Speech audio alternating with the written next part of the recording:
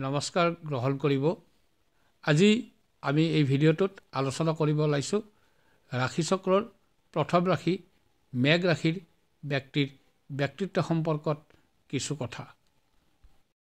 নামৰ প্ৰথম আখৰ অ বা ল হ'লে মেঘ ৰাশি হয়। আজি আমি আলোচনা কৰিব ওলাইছোঁ ৰাশি চক্ৰৰ প্ৰথম ৰাশি মেঘ ৰাশি সম্পৰ্কে। মেঘ ৰাশিৰ ব্যক্তিসকল সাধাৰণতে উদ্যমী, সাহসী আৰু আত্মবিশ্বাসী হয়। এই ৰাশিৰ অধীনত জন্ম হোৱা ব্যক্তিসকলে প্ৰায় সময়তে নতুনত্বৰ প্ৰতি আকৰ্ষিত হৈ থাকে। তেওঁলোকে নিজৰ লক্ষ্য পূৰণৰ বাবে সাহসিক পদক্ষেপ গ্ৰহণ কৰিব পাৰে। এই ৰাশিৰ ব্যক্তিসকলে জীৱনত কোনো বাধা বিপত্তিৰ ওচৰত কেতিয়াও হাৰ নামানে। তেওঁলোকে প্ৰায় সময়তে অফুৰন্ত শক্তিৰে আগবাঢ়ি যাবলৈ চেষ্টা কৰি থাকে। এই ৰাশিৰ লোকসকল স্বাধীনভাৱে জীৱন কটাবলৈ ভাল পায় আৰু নিজৰ সিদ্ধান্তত সদায় অটল হৈ থাকে। তেওঁলোকে অন্যৰ ওপৰত নিৰ্ভৰশীল হোৱাটো কেতিয়াও পচন্দ নকৰে। মেঘ ৰাশিৰ ব্যক্তিসকলৰ আত্মবিশ্বাস অতি বেছি। তেওঁলোকে যিকোনো কামৰ ক্ষেত্ৰত দৃঢ় সংকল্প আৰু সাহসিকতাৰ সৈতে আগবাঢ়িব পাৰে।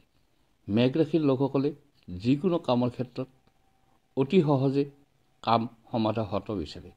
ফলত তেওঁলোক প্ৰায় সময়তে অধৈৰ্য হৈ পৰা দেখা যায়। মেঘ ৰাশিৰ ব্যক্তিসকল নেতৃত্ব ল'ব পৰা বিশেষ গুণৰ অধিকাৰী হয়। তেওঁলোকে সদায় নিজৰ কামৰ সমগ্ৰ দায়িত্ব নিজেই ল'বলৈ পচন্দ কৰে। এওঁলোকে আনকো বহু ক্ষেত্ৰত অনুপ্ৰাণিত কৰে। এই ৰাশিৰ ব্যক্তিসকল আত্মনিৰ্ভৰশীল হোৱাৰ লগতে বহু সময়ত সৃজনশীল চিন্তাত মগ্ন থাকে। মেঘ ৰাশিৰ ব্যক্তিসকলৰ এনে গুণবোৰে তেওঁলোকক এক চৌম্বকত্বৰ গুণ প্ৰদান কৰে।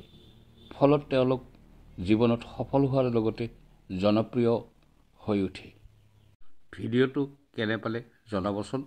ভাল লাগিলে এটা লাইক কৰিব আৰু এনেধৰণৰ ভিডিঅ' পাই থাকিবলৈ অনুগ্ৰহ কৰি মোৰ এই চেনেলটো ছাবস্ক্ৰাইব কৰি থ'ব।